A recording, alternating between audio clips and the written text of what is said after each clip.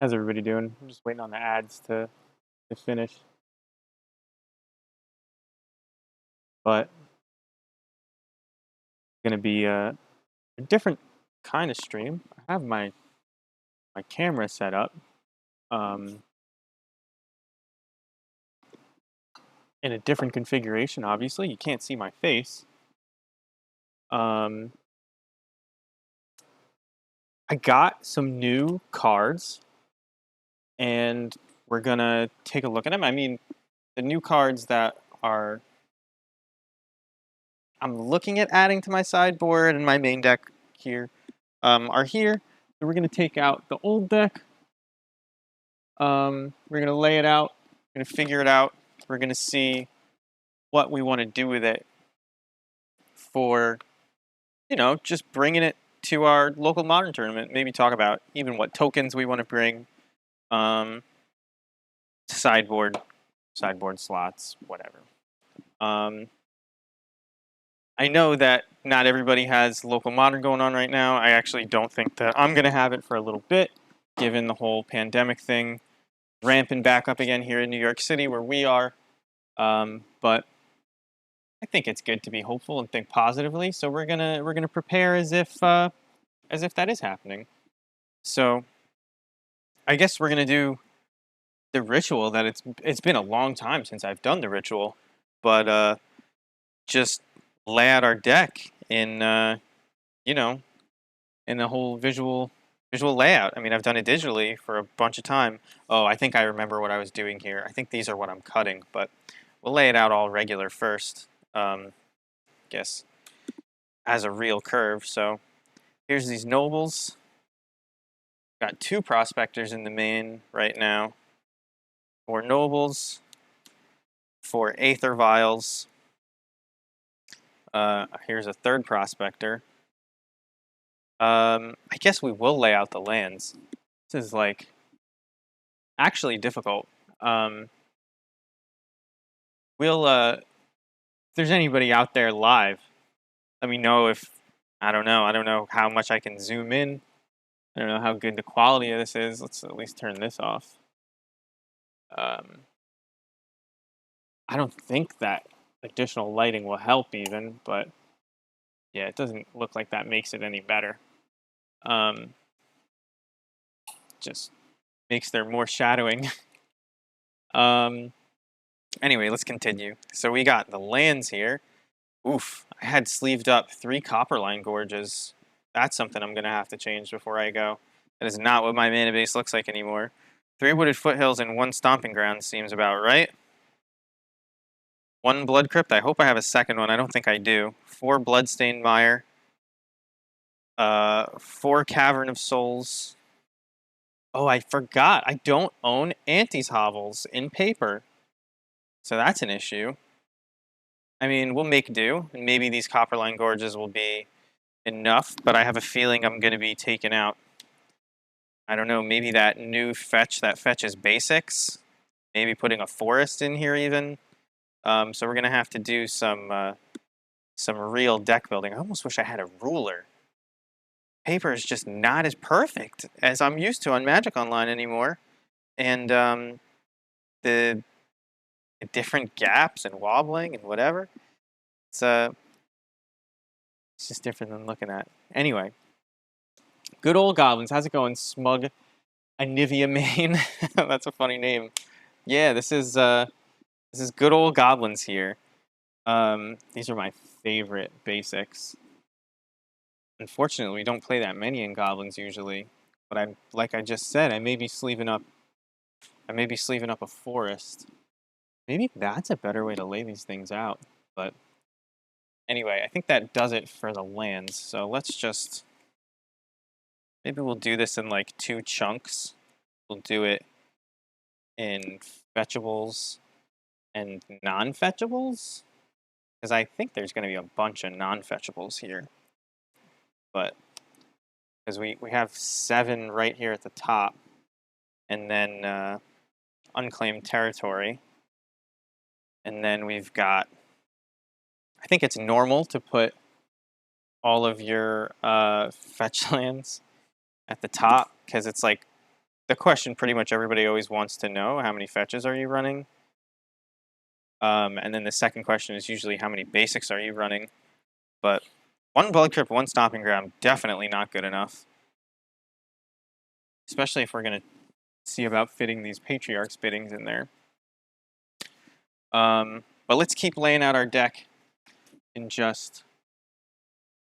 Maybe, can I get a little bit more of... Oh, you know what? I actually can without... Here's the thing. You guys don't know this, but this is cropped. Oh wait, is it not on that side? I know it is. All right. I know it's jarring for me to just be whipping this around, so I'm gonna stop that. Back to where it was. All right. I think there's enough space here. We'll see though. Could always shove this keyboard over a tiny bit more. What if you were going to FNM, and I know that is a big if these days, what would you be sleeving up? They don't have League of Legends cards in Magic the Gathering yet, just Fortnite cards, but maybe when they give up on Legends of Runeterra, they'll let us play Anivia in our Magic deck. I don't know. Probably not. At this point, I wouldn't be surprised if Legends of Runeterra got a paper version before that ever happened. So we got 4 Boggart Harbingers here. Chieftain and a Pashlik Bonds. Don't know if we're keeping those. I don't play them digitally these days. 4 Goblin Matrons. 2 of these old border Kikis that I love. We'll fit those in this sun in just a second. My coffee stain. I wouldn't want any league cards or Magic anyways.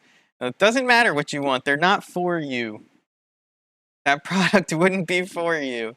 They would be for the 12-year-olds that play League, or who. I don't even think it's 12-year-olds at this point. It's people my age, 30-year-olds.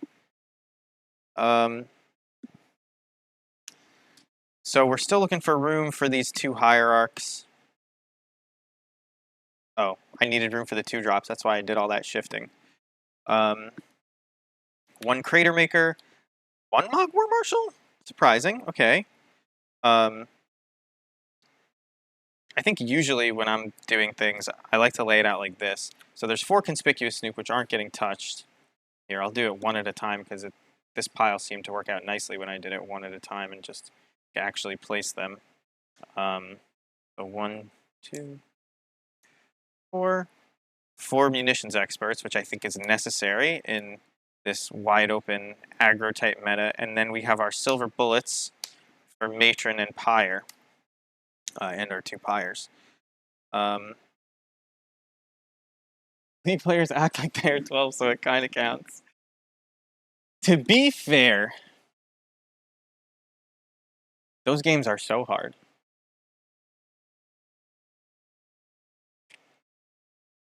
And playing pickup games that are supposed to be competitive, it taxes your nerves, I'll say that. It doesn't end up being fun. It's too competitive, if you ask me. Alright, so this is what we've got so far. I have a feeling this is 62 cards.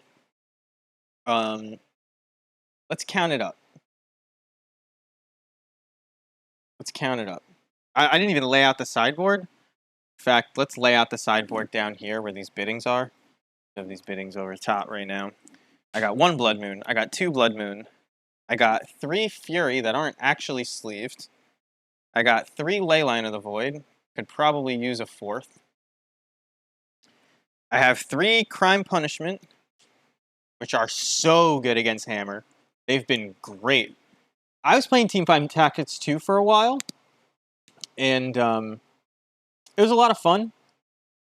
I think the last time I played was when they just released whatever that patch was where they had Hellions. You know, like Teemo was a devil and stuff like that. And I played that for like a couple weeks and then stopped. So I have a sick goblin token that can't even remember what artist made this. RK Post. This is an RK Post goblin token. It's very thick and you can see it's shiny. I love this thing. I use it as a sideboard like separator. You don't really, it's so big that using it as, a token. Maybe I use this for the Snoop thing. I haven't actually gotten to play Snoop and Paper yet. For the Kiki Jiki tokens, though, maybe that's a good thing.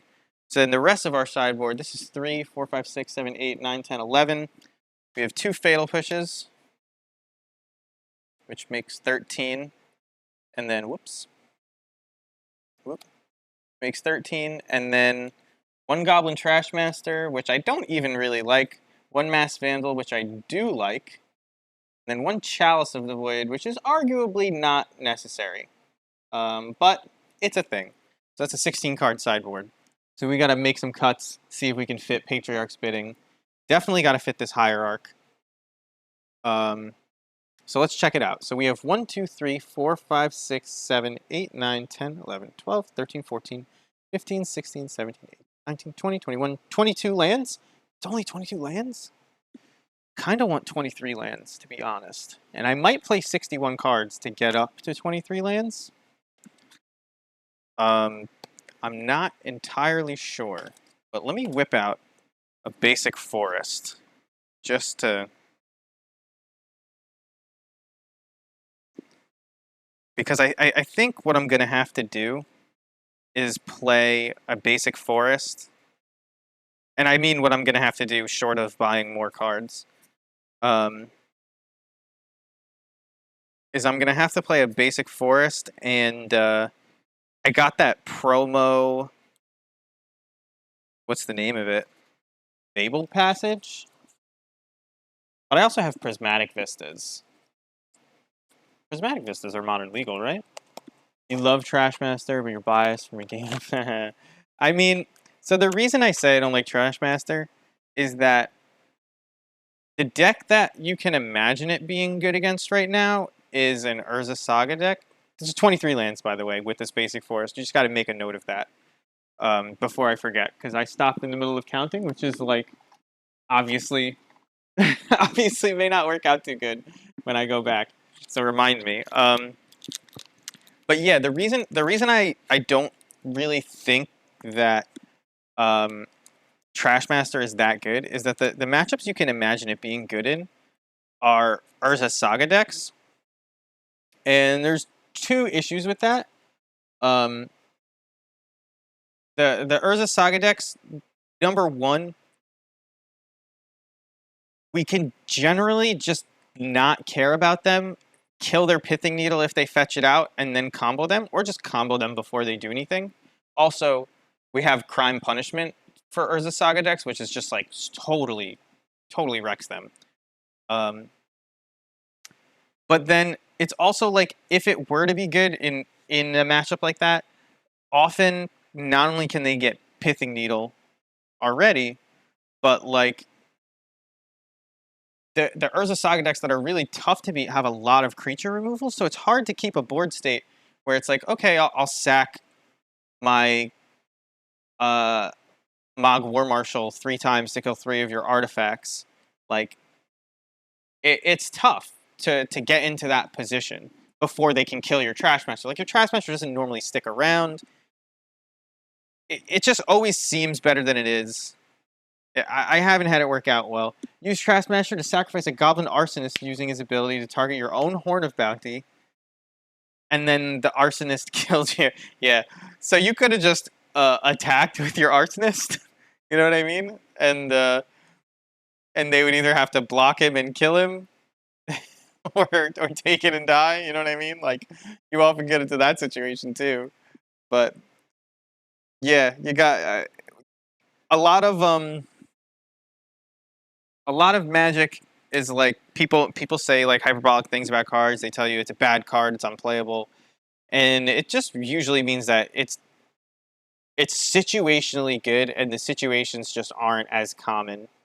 Like, there's a difference between good and powerful. You know what I mean? And I think that is a distinction that a lot of people have trouble with these days.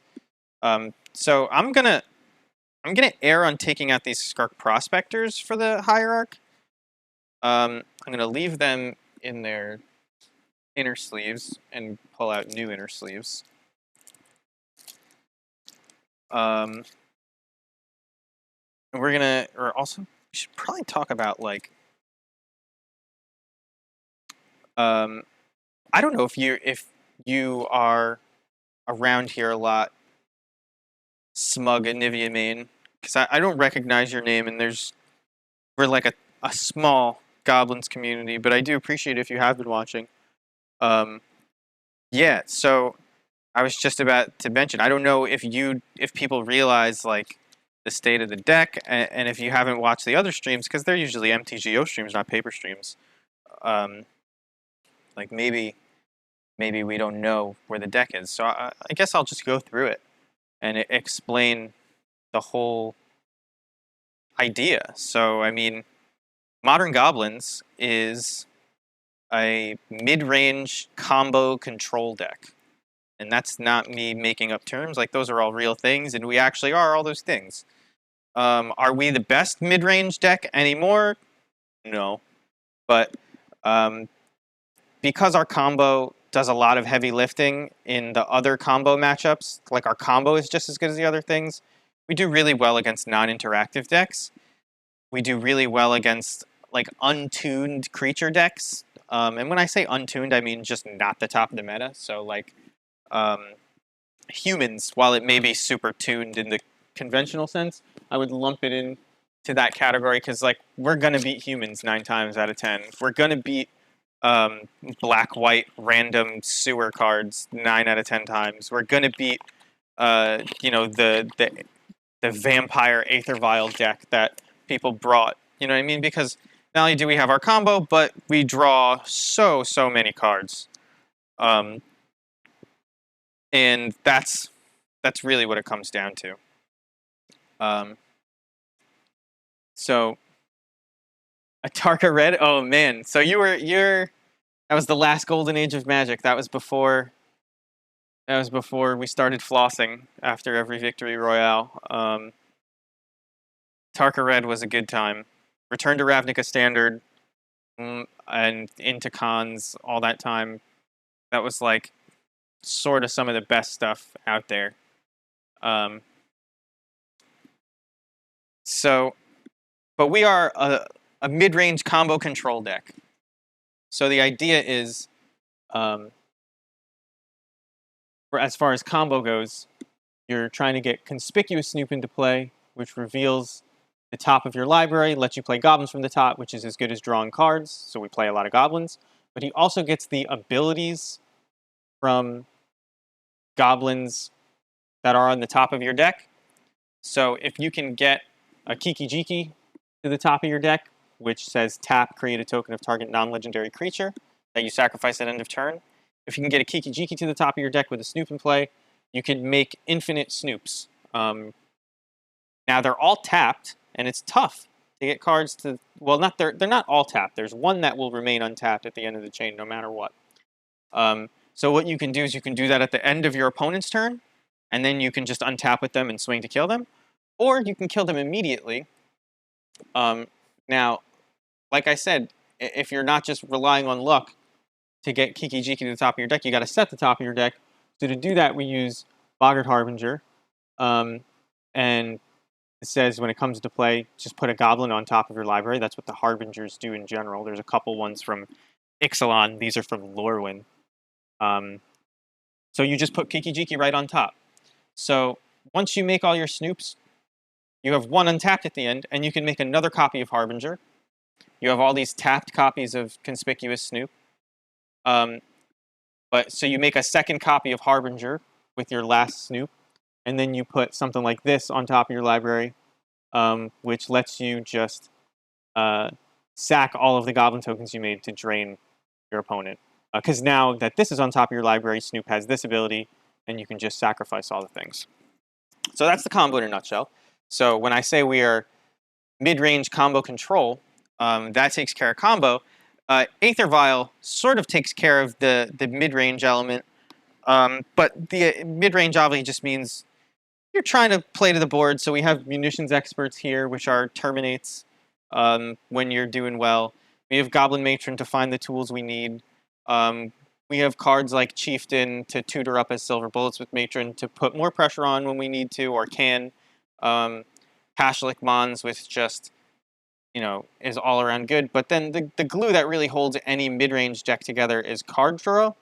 And the reason Goblins has been good historically, and maybe the reason it's not so good right now, but our mid-range card draw is Goblin Ringleader, which says look at the top 4 cards of your library and just put all of them that are goblins into your hand.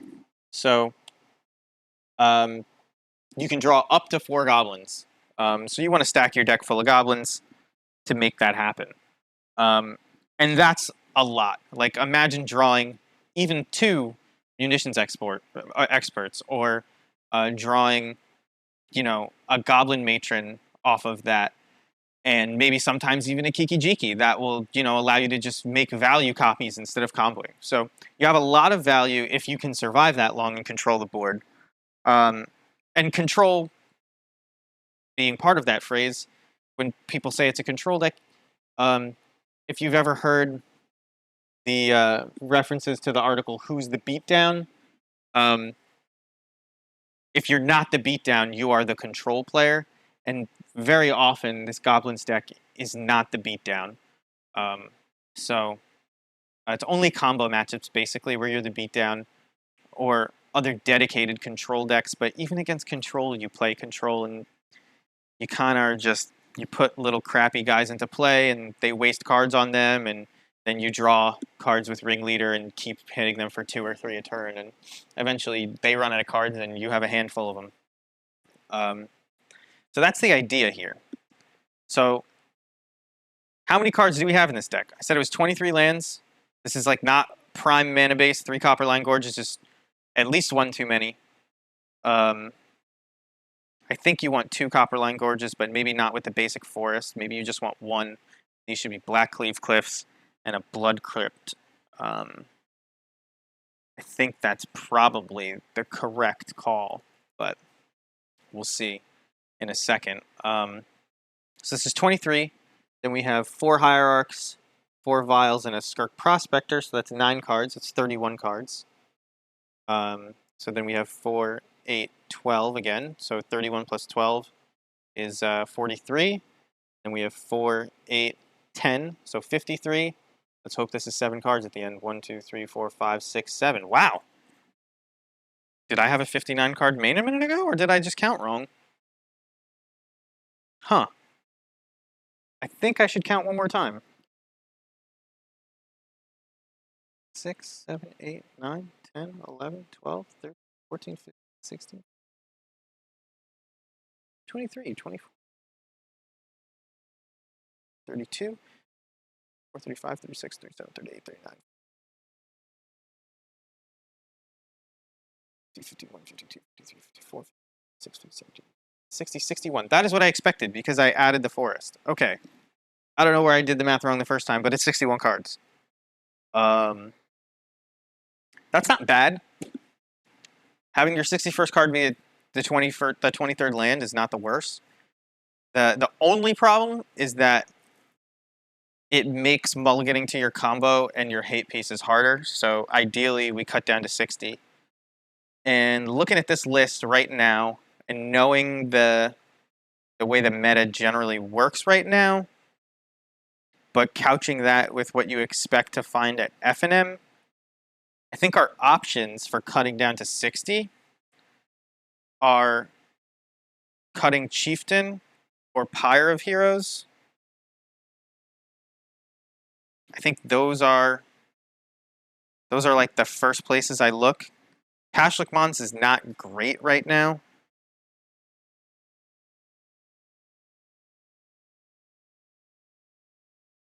But not entirely sure. And then let's say we cut. Let's say we cut this Pyre of Heroes, because you don't really want two ever.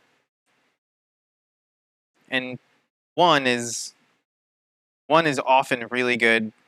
Sometimes it's not, but it's often really good, and it's sort of a 4-mana spell. Like if I was actually looking at this, this goes up here on the curve. And maybe we cut. Well, that's 60. That's 60. And now we take a look at the sideboard of what is this? I said this was 16 earlier, and we have probably 2 biddings is what we want to add, not the full 3. So we've got this one sleeve. Let's just throw this on. I don't even think Fury is going to go in this sideboard when it comes down to it. Really, what I'm running online right now is 3 Blood Moons, 4 Leyline of the Void, a bunch of Crime Punishments just like this, 2 Thoughtseize, and oh, what are the other cards? The Masked Vandal is there. I don't have a Trash Master, but I don't think Fury is like... I don't think Fury is really where we want to be.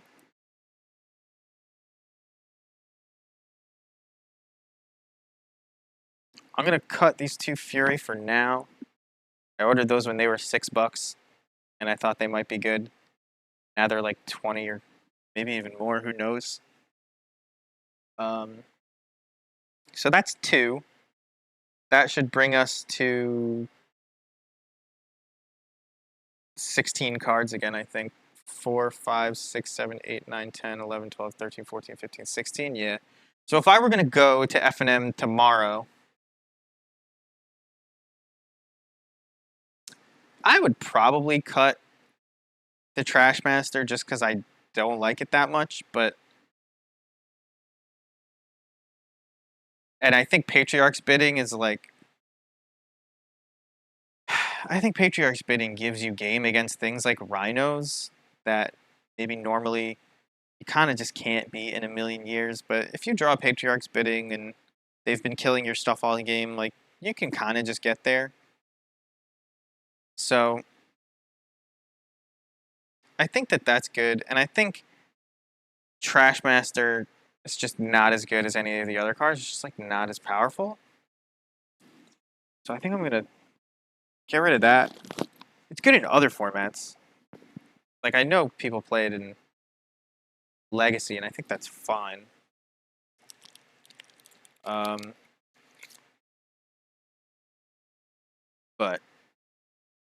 I don't know. I never like it. It's one of those things, like, a lot of people also run Goblin War Chief instead of Goblin Chieftain. And, like, I don't actually like either of them right now, because it's very hard to keep a board state, so keeping either of them play is nearly impossible, so you might as well just get something with an ETB if you're going to have that slot. So, like, even a Mog War Marshal might be better than this Chieftain right now. And I think I may make that cut in a second. But yeah, Trash Master kind of feels similarly. So, did I sleeve this incorrectly? No. For those of you who don't know, when you double sleeve cards, you put the inner sleeve on upside down, the outer sleeve on regular, make sort of a watertight-ish seal. Definitely helps keep your cards more safe. They don't get dusty as easily. It's not really just that it's watertight-ish. You just don't get your cards all dusty. So, oh man, that's the first time that happened on this stream. The horrible part about inner sleeving is that not only does your deck get all slippery, when you push it down, sometimes it slips. Wow, I haven't heard. I got music playing in my headphones that you guys can't hear. I haven't heard this song in a long time.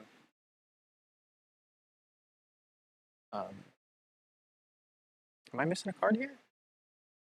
3, 4, 5, 6, 7, 8, 9, 10, 11, 12, 13, 14. Yeah, I am missing a card. Oh, the Fury. I moved over here.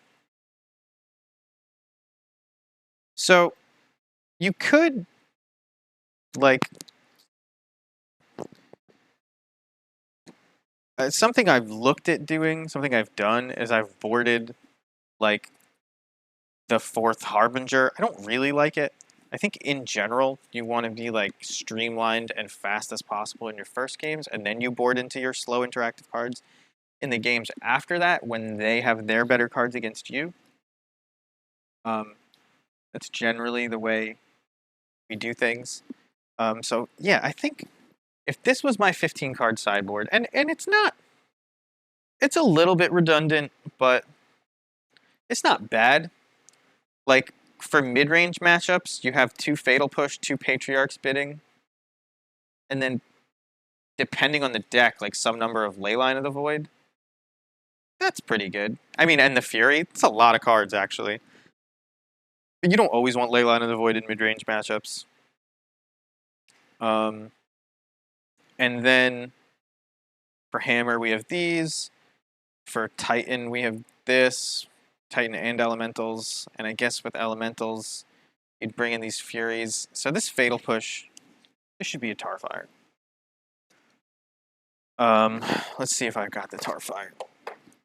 So the reason it should be a Tarfire, in my opinion, here's the Fable Passage I was talking about as well. Here's the Mog War Marshal I'm talking about cutting that Chieftain for. And here's a Wooded Foothills that is going to replace one of these Copperline Gorges, even though I would prefer a Painless Land, but it is what it is. What was I saying, though? Oh, the reason you want the first Tarfire is better than maybe sometimes the first Fatal Push, but it's definitely better than the second Fatal Push, is because for 4 mana, you can search up your Tarfire with your Goblin Matron. Going Soren's Gaze. Yeah. Invested in Domain Zoo recently.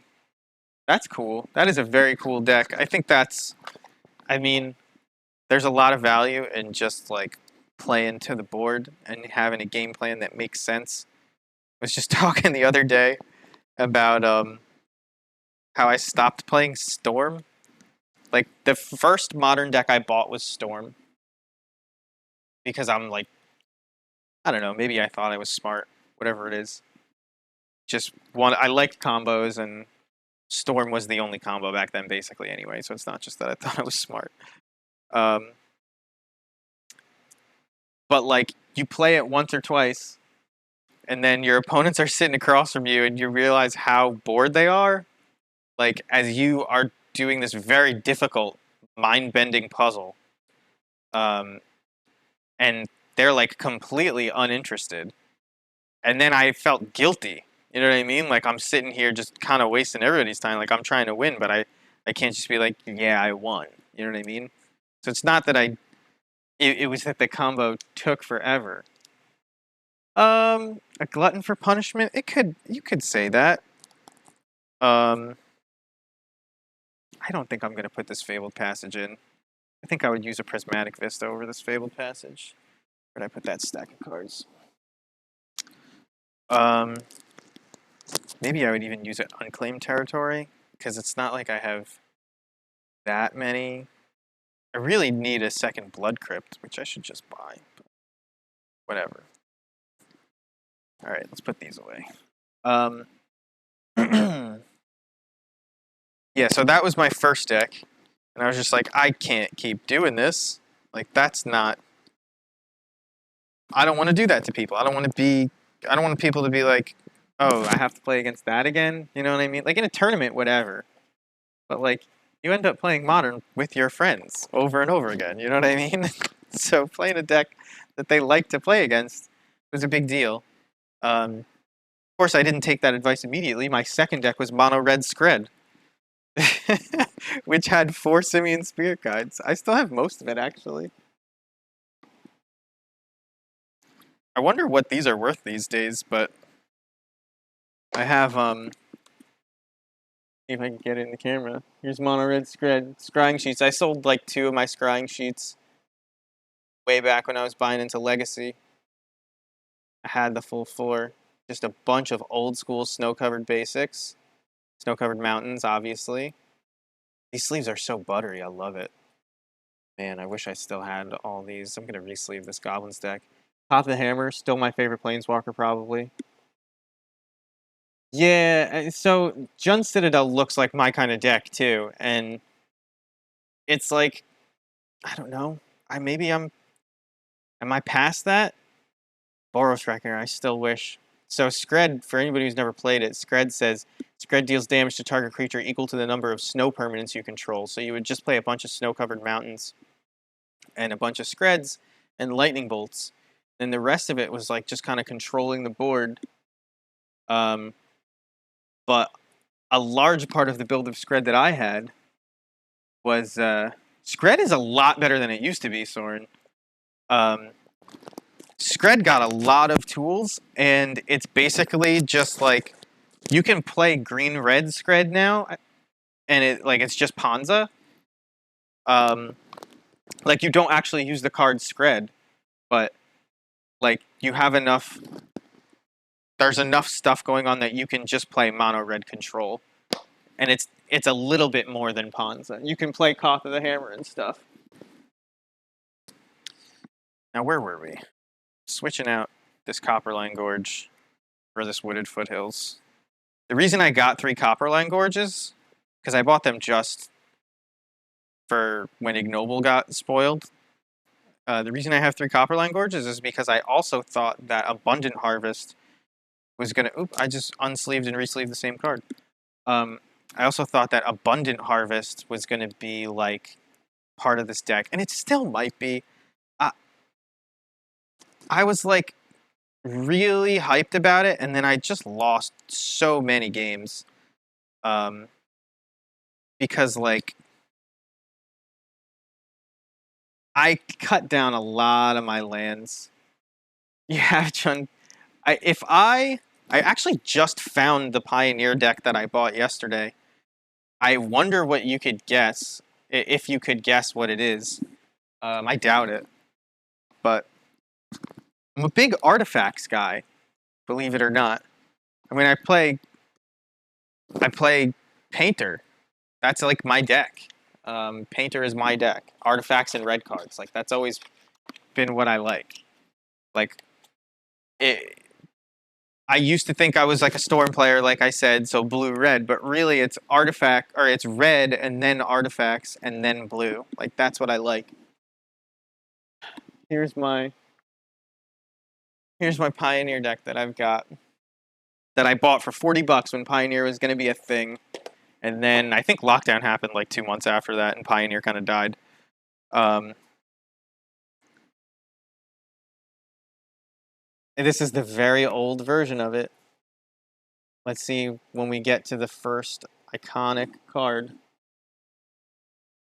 Steam Vents. I have a lot of Steam Vents. Spire of Industry. Shrapnel Blast. Ghost Fireblade is the first iconic card. That and Darksteel Citadel, but I bought the Scissors deck and then never got a chance to play it. It was so cheap. Well, so cheap. It was $40. 2 Emerys. I wonder what they're worth. Yeah, blue-red Scissors. Now it's blue-white Scissors, and it looks really good, too, and I wouldn't have to buy that many cards to do it. I think I have Hallowed Fountains already, so... if Pioneer starts up again, I'm just gonna buy the couple white cards I need.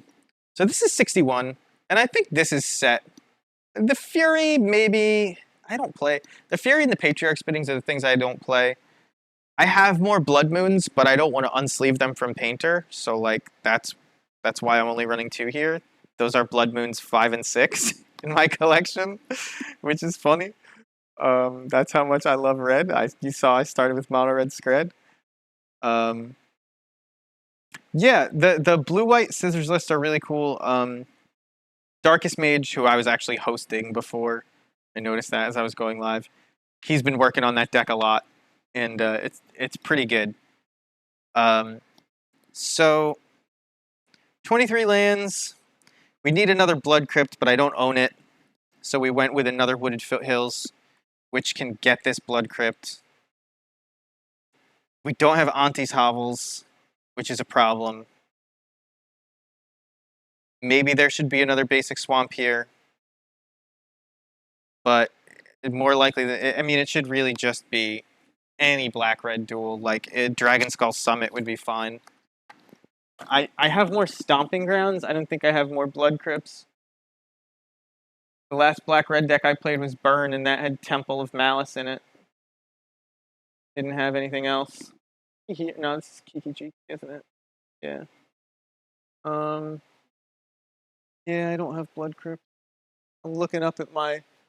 Can't see it, but I'm looking up at my shelf. And just thinking about what's in these boxes. This is my old Elves deck. Yeah. It's going to be like Elves and Cord. I think there might be... Yeah, there's Windswept Heaths. Oh, I put all of my lands in here. These weren't actually in Elves. Violet Thicket. Maybe? It's possible that we're supposed to be playing Firelit Thicket, but it's too much of a liability with all these Cavern of Souls. Gavany Townships, Temple Garden, Breeding Pool, Overgrown Tomb. There's my Hallowed Fountains. There's my Sacred Foundries. No Blood Crypts. Curious, why 61? Did you just count every card out here and see that it was 61? I thought I cut down to 60. I was playing 61 yesterday. It's sort of a meme at this point. I just want to get a 5061 list posted, and I don't care enough. But there are reasons to run 61 in less aggressive combo metas. Like the cards that we're fighting for the 61st slot are the 23rd land, the 23rd land, like the second Mog War Marshal, the Pyre of Heroes, and the 4th Harbinger in a sense, but not really in this meta. That card is like a firm inclusion. So there's like and the Pashlik Mons. So like these are the cards fighting for the 61st slot when there are 61 cards. And like it's very tough to say which one of them would be better. The only problem with adding the 61st one is that it makes your likelihood to draw Harbinger and Snoop and your very important sideboard cards, I think it's actually like 1.7% less. And like if you're willing to take that hit for something as impactful as like, let's say, a main deck Crater Maker, just like another really important toolbox piece, that's when you would run 61.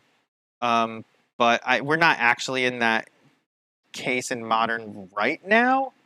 But I could see like Tarfire being a decent 61st card as well. There are reasons to do it, but this should be 60 right now because this is 23 lands. And then we have 9 1-drops, 8, 12, 9 1-drops, 12 2-drops. That's 21. Right? Yeah. And then we have 9 3-drops. Wait a second. Is this 12? Yeah, it is. Okay. 9, so that's 30. And then 1, 2, 3, 4, 5, 6, 7. Yeah, so this is just 60 here. This is the 60 I would bring. If I was going to FNM, it's not super high stakes. I would probably take out the experimental cards in this sideboard right now are Patriarch's Bidding, Fury, and Fury, and maybe even Chalice of the Void. I don't think Chalice of the Void is super necessary. And I would just put more Blood Moons and a couple Thoughtseizes in here, and that would round out the sideboard nicely. Thoughtseize is like a nice catch-all answer, and these are just like specific matchups. So I think Thoughtseize would be better. Yeah, so there's, as far as flex slots and goblins, so number one, I think your 23rd land, a lot of people would consider not necessary right now. I think it is. So I wouldn't really consider it a flex slot. Excuse me. I think. Oh, this. Well, I'm glad. I'm glad you found us because this is what we do on this channel all the time. Not this specifically, but normally we play goblins, and maybe I'll fire up a goblins league on MTGO later. But you can check out the YouTube. There's a ton of like league content and things like that on there. All I do is play modern goblins on this channel, more or less. So it sucks that it hasn't been as good lately. Um, it's slowly getting back to being okay, just because people are playing a lot of combo decks like Tron and Titan and Hammer Time, and we're fine against those. Like we can win them, 60-ish% of the time, just because of our consistency, and they don't turn to us. Like Tron is a 90-10 matchup. If there's a ton of Tron in your meta, just play Tron, or just play Goblins, and you'll crush every tournament. Um, but yeah, this is what we do. So, oh, thank you for the follow. I missed it. I don't have Hoss 00312 and Jahin Patel. Thank you for the follow. I'm gonna add my alert box so that the next time that happens, I do get notified and I don't have to look over here. But thank you very much. You know what? Let's add my favorite part of streaming these days, which is, I really didn't. I didn't do anything to set this stream up. I should have done this so much better. Here, I'm gonna put the chat box over here. I figured this was just gonna be a YouTube video, and by the time I was finished, nobody would even be around. So we're gonna have the chat box on that spot, and then the alert box, we'll put it in the middle, and then my favorite part of streaming, which I alluded to 2 seconds ago, is the emotes box. Emotes box is sick. Oh, that's so cool that you found me from YouTube. You're the second person I've heard say that. That's great. I do it because it's free, like to just put out there. I obviously do no editing or anything like that. I'm just thankful they don't get muted. And or if they do get muted, I don't know. I'm pretty sure they don't. I just throw them out there. So yeah, this is what I would play if I was bringing it to paper tournament. 23 lands. I am thinking about going up to 24 and making one of these a spell land, like Spike Hazard. I think it's called Spike Hazard. I'm glad people love the Grateful Dead. It's like pretty much all I listen to these days, unless I'm like trying to go outside of my box. But there's just so much Grateful Dead out there, and it's all different, and it's songs you love already, even though it's different. It's great. My band started playing, a couple covers, and like, it's a whole world. It's a whole world. I'm always glad to see people from it. So now that we've got the main deck all figured out, I guess the next questions are like tokens, which, like I said, we have this sick RK Post Goblins token.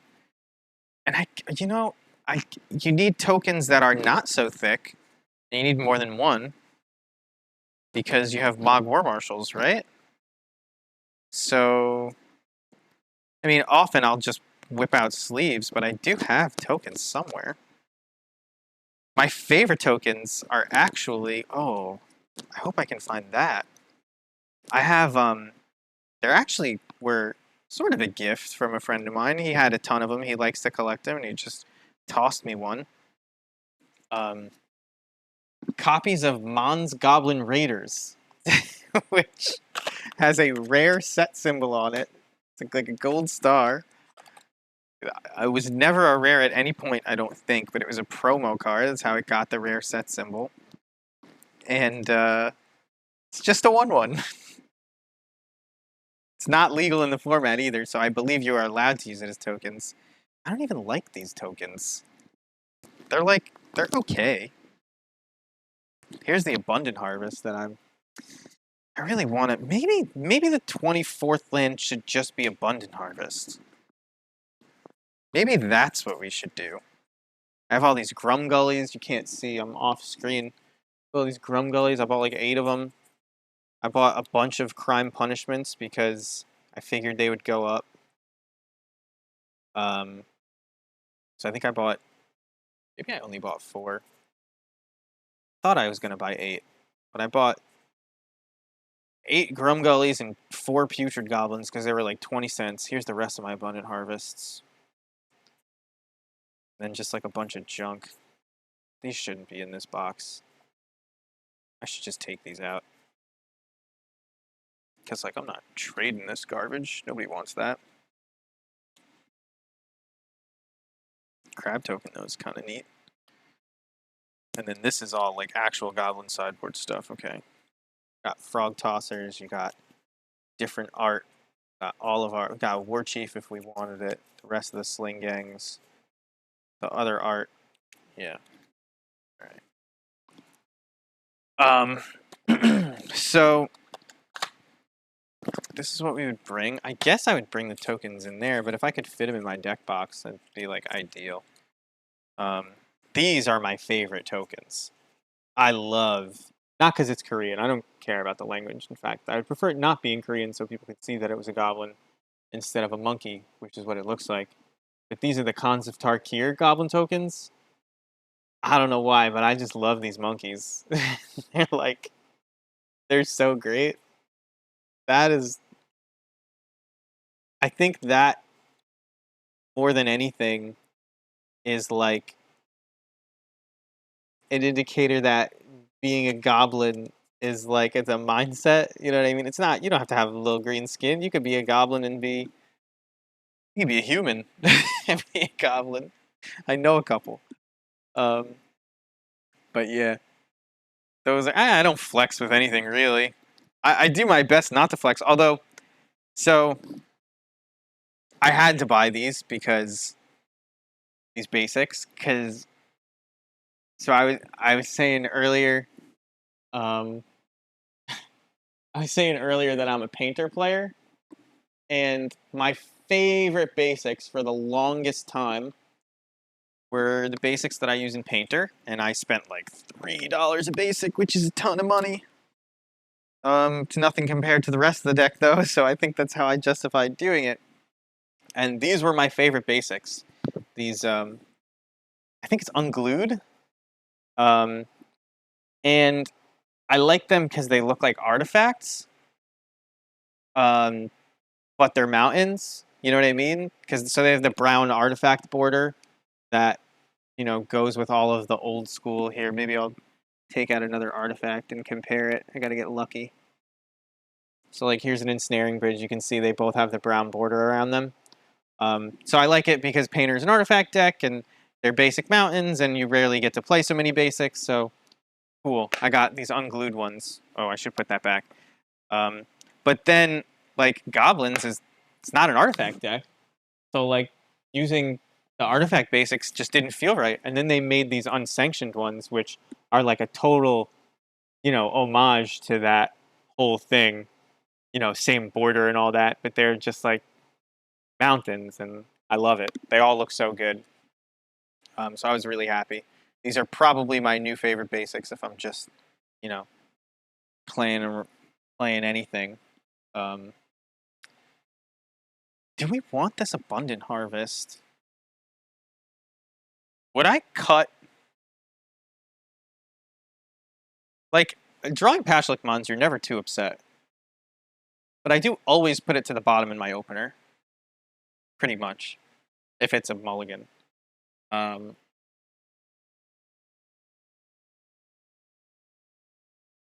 Like, is Abundant Harvest better than any of these cards? It might be. Like, the second Mog War Marshal?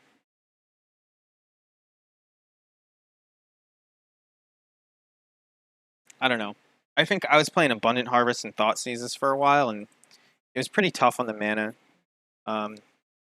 It's just something I always got to keep an eye on, because I do want to play these Abundant Harvests, but haven't been able to find their way into the deck just because,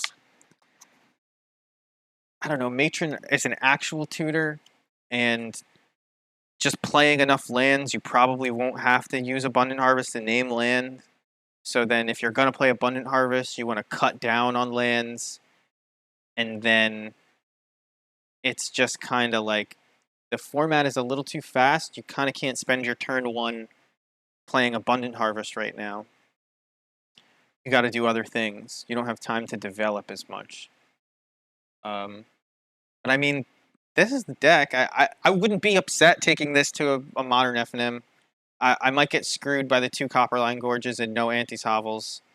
But, you know, this'll do. Nothing to be upset about. If I was really that afraid of the mana base, and I'm not, instead of this basic forest, I would play Unclaimed Territory, another one, and I would probably do the same instead of one of the basic mountains, and then I'd still have 4 basics, but I'm not showing up to modern FNM because I would need to win the prize. I'm showing up to have a good time. This is more than good enough. So that's the deck, which I guess could be the stream. Could cut it here. Could play a league, but it's a little bit late. I need to be up doing that. So I think I'm gonna cut the stream here. Just load this up to YouTube. I guess we could discuss like the meta that we expect to see and just get some on-camera shuffling going. Oh wait, did I just These are paper problems right here. Just combining your sideboard and your main deck because you're not paying attention. For those people looking for a deck box, yeah, dude, I'm glad you're here too. It's always good to see the YouTube algorithm actually working for good instead of hearing complaints about it because it's evil and good. It's like when it works in your favor, it doesn't feel evil. That's cool. So like right now, I said I wouldn't be sad to bring this to a modern FNM, but at a GP, a lot of the best decks are gonna give us like a little bit of trouble. So like we're gonna change now that we're done sleeving. I'm gonna go to this scene, chatting. We're gonna pull up MTG Goldfish, and we're gonna just look at the meta, talk about what you might expect to see. So if you're talking about like next week's tournament, what you want to do is look at the top 8 for like the last challenge or something, and then figure it out from there. But if you're looking at what you expect to see at FNM, this is like a decent representation, right? So just looking at the top 5 decks, we got Hammer Time, 5 color elementals, Is It Tempo, Crashing Footfalls, and Tron. So of those 5 decks, 2 of them, well, one of them we have a 90-10 matchup where you shouldn't basically ever lose to Mono Green Tron. We have Blood Moons in the board for that makes it even better, but we have a really hard time with your turn 3 combo. So you're doing fine if this is your actual meta. Crashing Footfalls is the exact opposite. In 1 million years, in 1 million games, you might expect to beat Crashing Footfalls like 100 times. It's just that hard. Their whole main deck sort of lines up perfectly against what we're doing, and it doesn't get better after board. Not only is Crashing Footfalls like a house, like how do we deal with 10 power worth of creatures when we can't keep a board because they have all these other 2-for-1s that just kill our little guys? Like there's nothing they have that doesn't kill one or more of our guys, you know what I mean, for 1 card. So it's just a really, really rough matchup. They can kill our Vials game 1. They have Fire Ice to kill multiple things a lot. So you're not comboing, can't keep a board state, they have trampling creatures. It's so hard. It's so hard. So Is It Tempo is the next one on the list from right to left, because I guess you read MTG Goldfish like a manga. That's a tough matchup. And it was a tough matchup before Dragon Rage Channeler and Ragavan, and those are two arguably ban-worthy cards, and they're playing them both. So why is it tough? They're chock full of removal.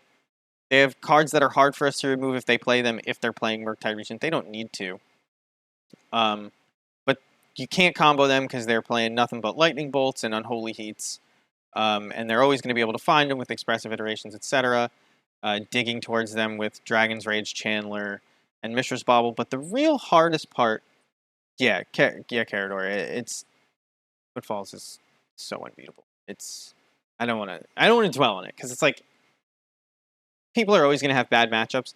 That one is just like on its face, you might be like, yeah, we're two mid-range decks. We're just going to go back and forth and trade, and it's like, nope, no, your mid-range deck just doesn't function in the face of their deck because yours counts on having a board state. And theirs doesn't. Theirs creates board states out of thin air. And that's the issue. One of them.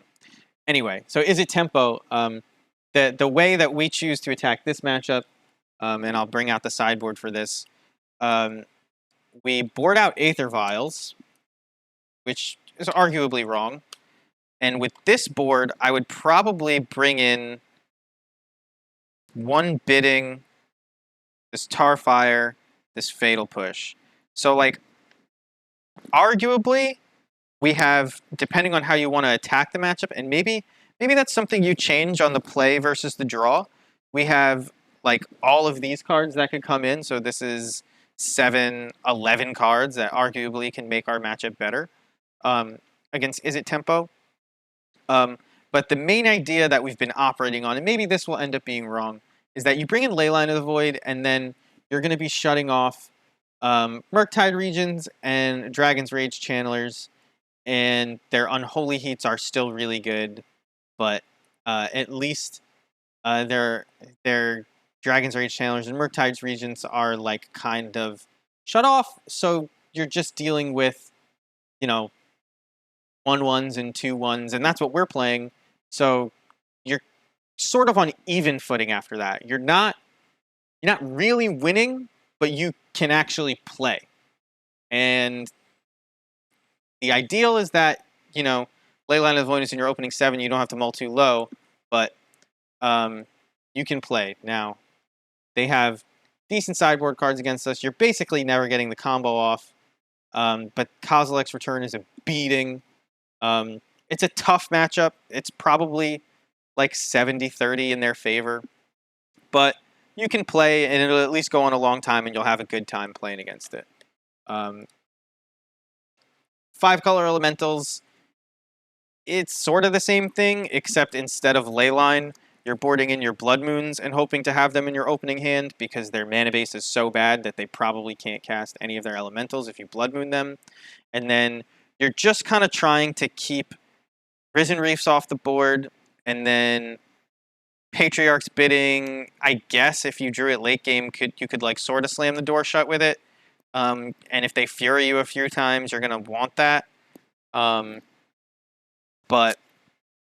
it's definitely not a good matchup either. It's difficult. You can win. You're probably going to lose game 1. But if you steal game 1, you probably have a really good chance to win if you can find Blood Moons in your second and third games, and they don't just happen to have their basics, because sometimes that happens and Blood Moon sucks, and that's just the game. And then there's Hammer Time in this top row. Hammer Time is another matchup where it's not hard. It's pretty easy. Well, I don't want to say that like Hammer Time is strong. When I say it's easy, there's not a lot of thinking you have to do, because this is kind of Modern's old problem of 2 ships passing in the night. They are a turn 2 or 3 combo. Often it's a little later than that because, they'll put a 13/13, they might hit you, and then they still have to untap and hit you again, right? They don't always have double hammer to kill you immediately. I don't know why I called it a 13/13. Something must get that stat line because I think it happened to me yesterday, but it doesn't look like it. I think they had a, I think there was like a Shadow Spear on something, and then that plus Pure Steel or something. Who knows? But yeah, you're just trying to turn 3 combo them. So you're gonna board into, for the Hammer Time matchup, you're gonna board into Fatal Push. You're gonna board into Tarfire. You're gonna hold those up in response to them trying to equip stuff. But this card, and you're probably gonna bring in Masked Vandal too. Crime Punishment, for those of you who haven't seen it, this is like the sideboard tech for this matchup and all Urza Saga decks. It says destroy each artifact, creature, and enchantment with converted mana cost X. So that's just engineered explosives, but worded slightly differently, and it costs green, black, X. So you have to pay it all at once. But the slight difference is that when you activate it for 0, not only are you killing their Memnites and Ornithopters if they've played them, but you're also killing their Urza Sagas. And even if they activate their Urza Saga in response to make a construct, you get that construct too, and you get the Urza Saga. So that's really good. So if you want to kill the Saga on all the constructs before they get to tutor, by the way, which is a big deal, that's good.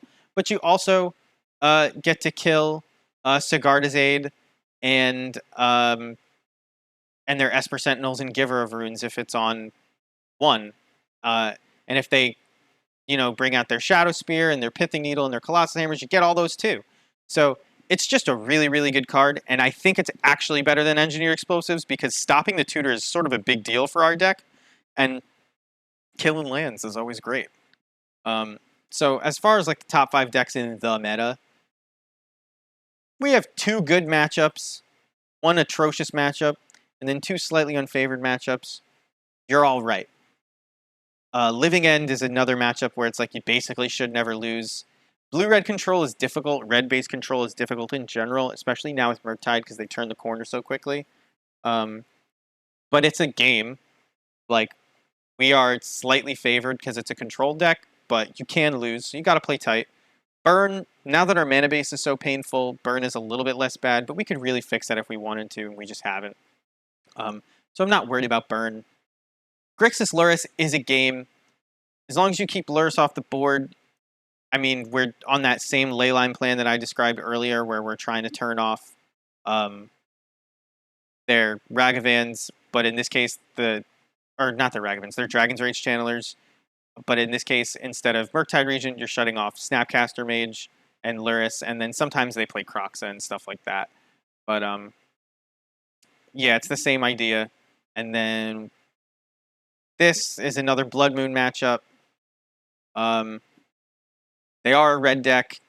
They have interaction with your combo when they have red mana, but that's why I want to play Thoughtseize. I just don't have it. The reason Blood Moon is decent against them is not just because they're a 3-color deck, but they used to rely a lot more on Dwarven Mind to get their tokens. So you would turn that off. But now with Hard Evidence and Prismari Command, they have more tokens, so that's like less good. So it's a tough matchup, but it's not unwinnable by any means. It's probably another coin flippy 50-50 matchup. And then random decks like Stoneblade and Hardened Scales and whatever white, blue, red, but banned colors. Like, what is this? Is this just banned control? Yeah, it's just banned control. You'll beat any random control deck that doesn't have red in it. You'll beat budget decks. We're real bad against food, but food isn't on the board anymore, so whatever. Like, thankfully, if food was at the top of the meta, man, it'd be so hard. And it's already hard enough, but we're playable right now because food is not there. It's just rhinos instead. But yeah, I mean, I think that's gonna do it for this video. Had some nice sideboard discussion. Talked about the plan for a bunch of games, sleeved up the deck itself, had some good story time, and I think that'll do it for us. So thank you for everybody who joined us. Thank you, Jahin or Jaihind. I said it wrong before. So thank you, Jaihind, for the follow. Thank you, Hoss, for the follow. Glad you guys found me on YouTube. If you're watching this on YouTube right now, take a cue from them. Come hang out, talk to us. That's the best part of streaming at all. Has nothing to do about getting my follower count up. I have no idea what it even is. Wow. Oh, and now as I mentioned that, you want to know what it is? 169. It's down here. Sorry to give you the infinite on there, but 169 is my number of followers. So don't follow me. Let me keep that number of follows. But come join us. Talk to us while we're playing. If you enjoy Goblins content, just follow on the YouTube. Follow us here. It's what we do. Even if I'm down on the deck and I'm down on Modern sometimes, I still love Goblins. And I'm always going to be playing this deck. I swore an oath to only play Goblins so that I would never have to spend money on another deck that got banned, because there's no way they're banning Goblins anytime soon. So that's what we do. Thank you again. I hope you guys have a good night, and I hope I'll see you next time. Have a good one.